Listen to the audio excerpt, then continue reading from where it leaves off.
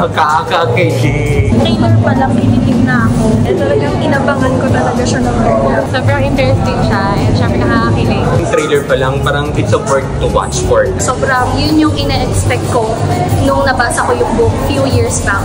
And nung napanood ko siya, kailangan kong nirelate ko yung book. And then yung pa rin yung imagination ko kung ano yung pinasya ko siya years ago. Yung chemistry nila on screen. Grabe, sobrang akong natutuwa talaga. Sa libro pa lang talaga, inaantay ko na talaga na magkaroon siya ng adaptation. Whenever yung nabasa mo sa book, nakita mo pala yung trailer, parang sila na talaga yung out of the book na character. So, yun. Sa trailer pa lang makikita mo na binigyan na nila ng justice yung mga character ni Alex na kanina.